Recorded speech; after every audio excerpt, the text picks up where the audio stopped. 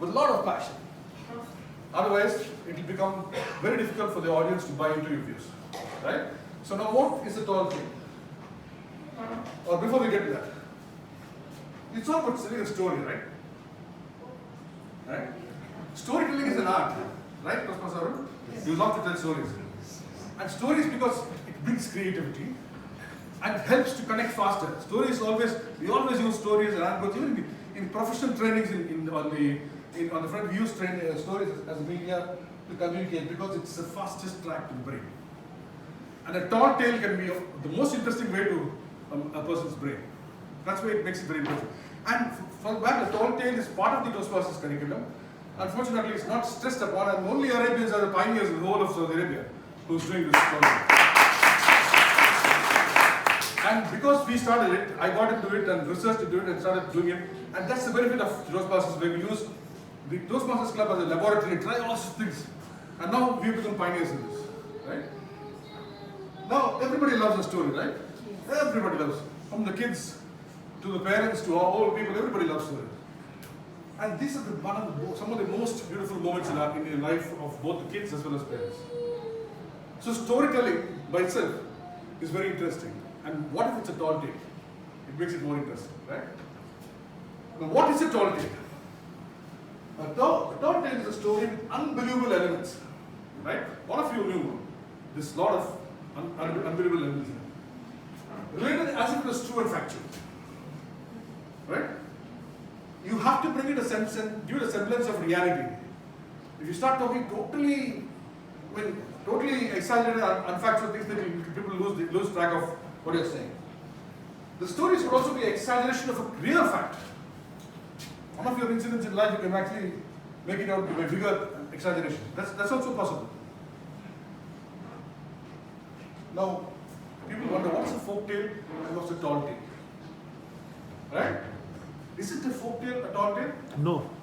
No. Folk tale is something which is coming down the legend, people explaining to you, like this happened. This could be true, not true, it could be written, not unwritten sometimes, but it's something comes from a word of mouth. But a tall tale is something which we make it up individually. And that's the difference between folk tale and a tall tale. A tall tale is a special kind of hero story because these heroes, characters of tall tales are larger than life. Right? So these kind of things which sometimes you cannot imagine this going to be true, but we make it come, we say that it's coming true. The elements of a tall tale is exaggeration of facts. You see, there are lots of exaggeration in the speech that I made, right? I said facts, which could be facts. I could have joined the Bollywood. I could have joined the underworld. This could be facts, but we all know it's not. But these are exaggerated facts, or something which seem like facts to be exaggerated. There are unbelievable elements, right? It's not easy to go on the board and go to Tibet Valley and become a underworld. It's not so easy as it sounds. It's unbelievable elements in there. And that's why it's called a tall tale. And you see this, I was the narrator, or narrator is a part of the story. I was the central character of this tall tale. So usually, when you introduce me, especially when you're telling a tall tale, you have to have yourself as part of the speech. Otherwise, if I speak in, my friend Umar went there and he became a terrorist or whatever he said, it will not click, right? So if Umar says about himself, that makes sense. So it always, especially because we have only a short time of 5 to 6 minutes, you need to be part of the tall tale. Essentially, this is I'm telling you about how to give an effective tall tale as a speech, as a contest. Because usually we have tall tale contests, right?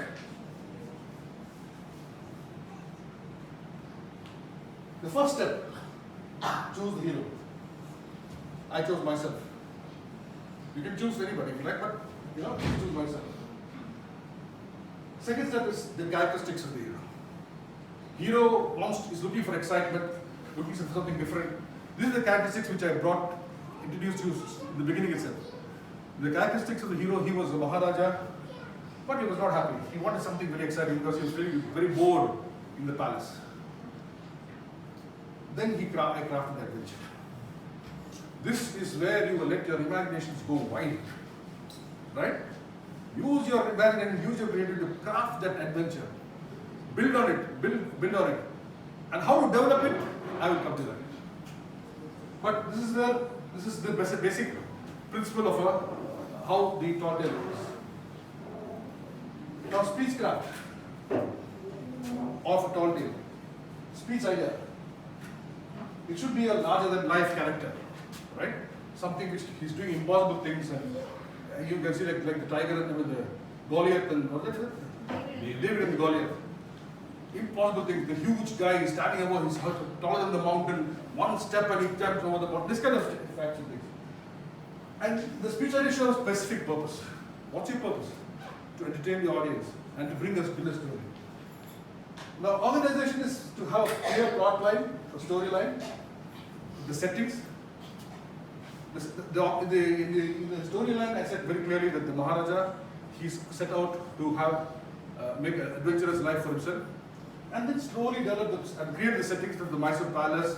And then I spoke vividly about the VT station, how people were there. These are all settings and create clear imagery as to where and how the story was being unfolded. Humor. Actually, I am very bad at humor. I make serious speeches. I tried today, but there was some elements of humor. Word choice.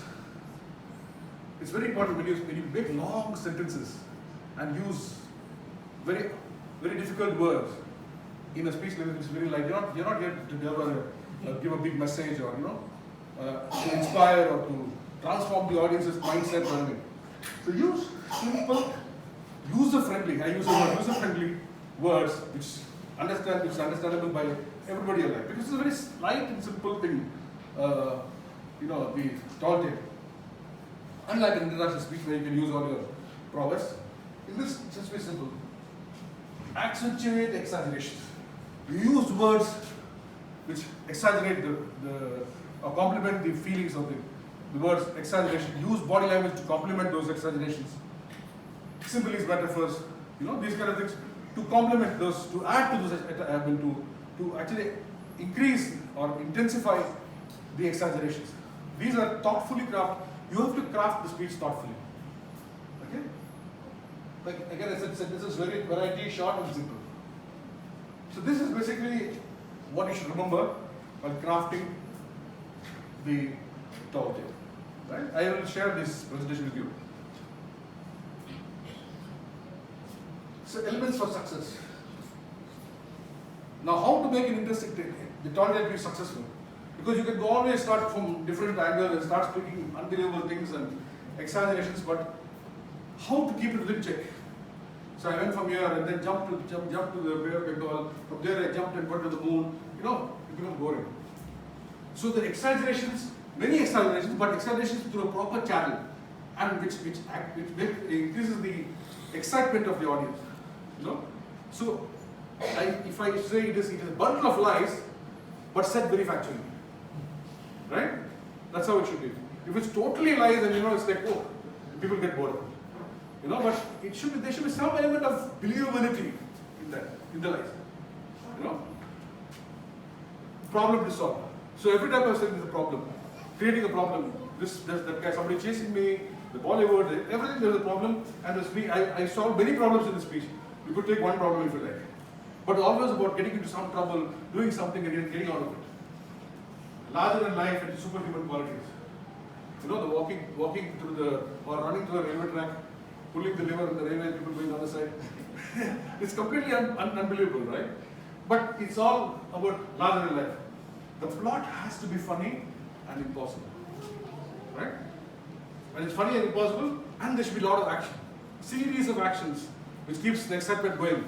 Like when you tell a thrilling story to your children, it makes it very exciting for them when you tell them about different actions and one action, move from here to there.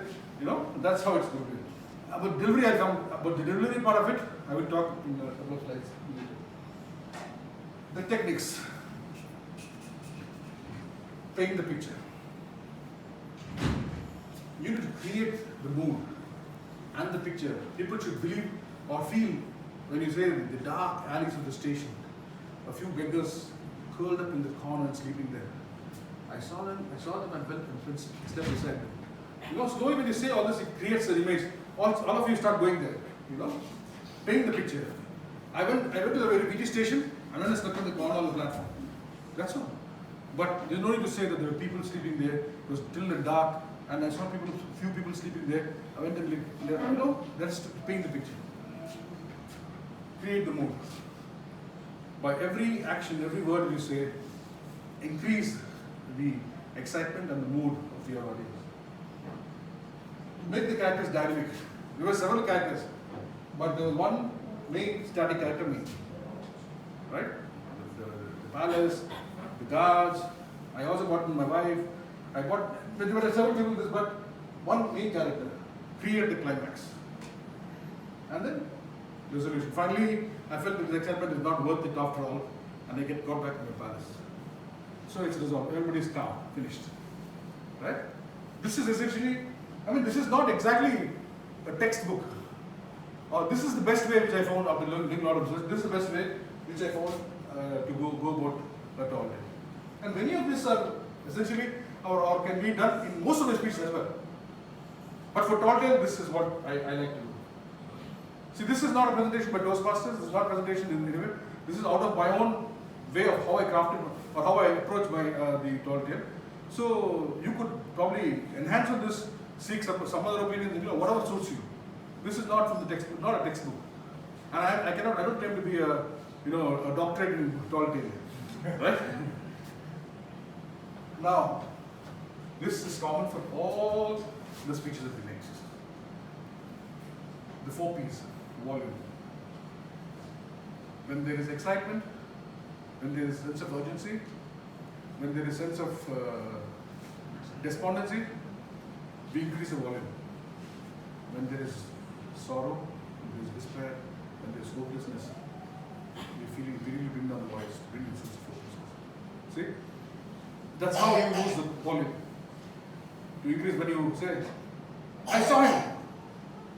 Like you said, Arun, you said, the donkey. I didn't say. She took the gun and shot the donkey. That, if you use that kind of volume, then people will say, oh my God. But she took the gun and shot the donkey. Yeah? Pitch frequency. Arun again, he's a singer.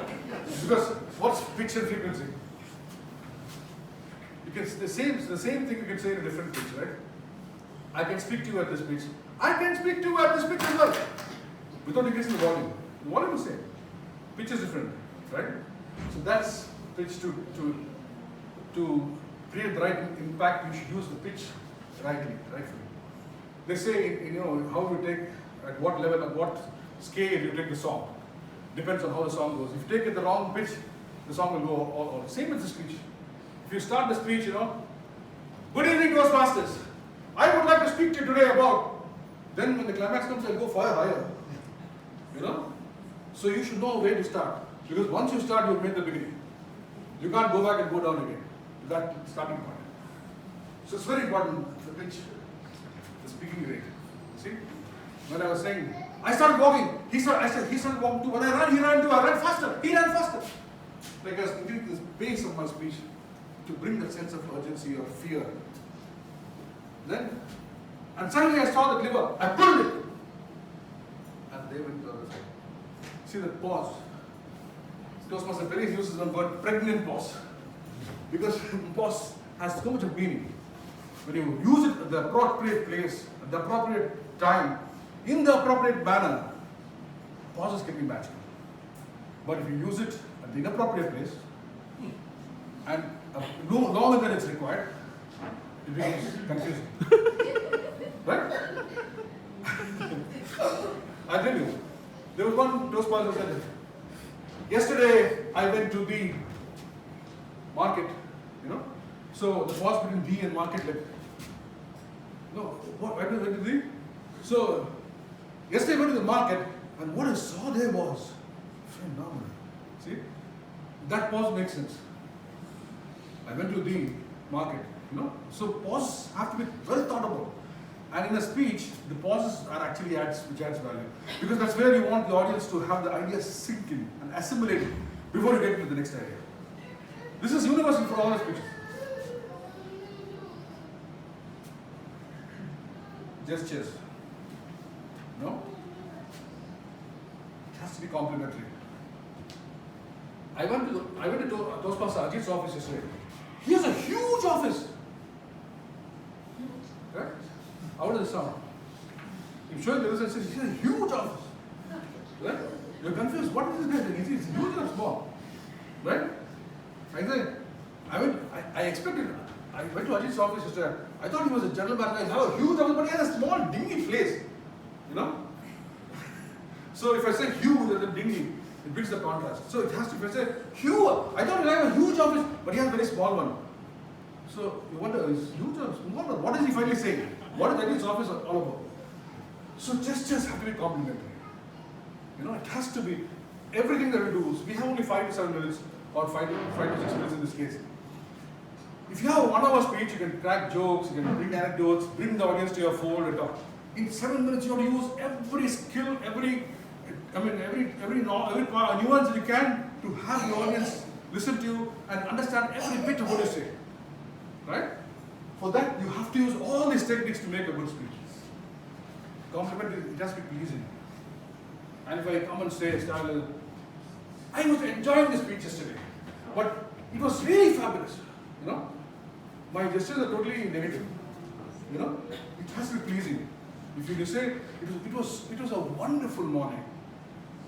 Toastmaster Arun was walking through the beaches and taking beautiful pictures of the scenery of Jamaica Beach and sending it forwards along with the beautiful words that he has in the morning. And when I speak like this with excitement, it gives a sense of, it pleases the audience, right? Expression, facial expression. I remember one Toastmaster, he said, I don't want to name anybody, but I'm just saying, Uncle Dinesh died. Is this guy happy that Uncle Dinesh died? Or is he saying some kind of a joke? So it can be very contradictory. If you say, because this person has a genuine habit of having a smiling face all the time. He didn't say it intentionally, but it came like that. Uncle Dinesh died. It can be very misleading, right? Expressions have to match the mood, have to match the sentences. Gestures have to, it has to work like a symphony. Your voice has to work with the mood of complement the sentence that you said. Your face has to show it. Your gestures have to match it. So it's like 3 or 4 musical instruments all in one. You have to make it all together, right? That's not easy. That's why we need practice in those classes. Eye contact. This is something which is phenomenal, incredible. See, eye contact. If I look at Angappa and I talk to him, every one of you will look at me. The moment I look down, all of you will look down. This is human psychology. Yes, Madam Moni? True? Yeah. So eye contact is very, very important. And I used to, when I was in school, I was a very nervous kid. I used to make speeches, elocutions, debates. I never won any prizes. I won only prizes for essay writing. You know why? Because I used to look above the heads of everyone and speak. I was scared to make the eye contact. And I was scared to use gestures. I used to have my hands fixed up like this. Slowly I overcame and learned that this is very important.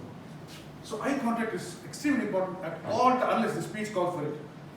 If the speech calls for a moment that you have to go away from the audience. For example, one speaker said, I saw my mother stand and stare at the wall. I asked her, Mama, you need to wash? Yes.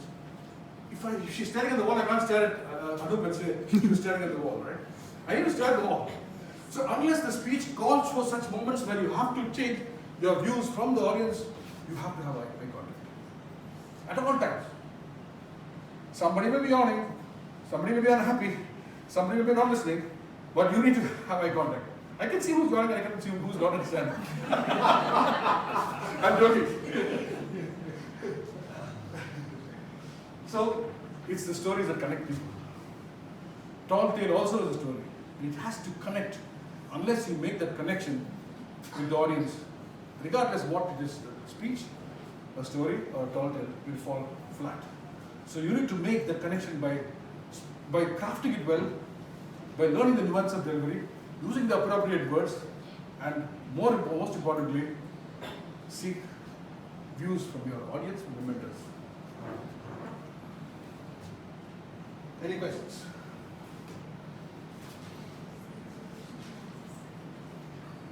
Have I said too much in too less time? No, awesome. My goodness, no questions at all. I think either you understood everything or nothing has been understood. Yes, still here. Sorry? Still trying to have I was speaking too fast.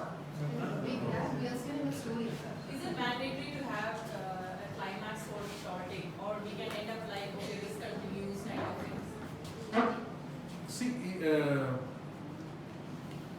even in everything, see, even in, for example, the story, fairy tale. The hero and the heroine will go through lots of trials and tribulations and fall off and this and that, and finally they come together and live happily ever after. The story doesn't end, it continues. But there's a climax, right? So that way it can continue. You don't have to end it. You know, I said this today, this time, and I went back to the palace, became the Raja, and lived my queen happily ever after.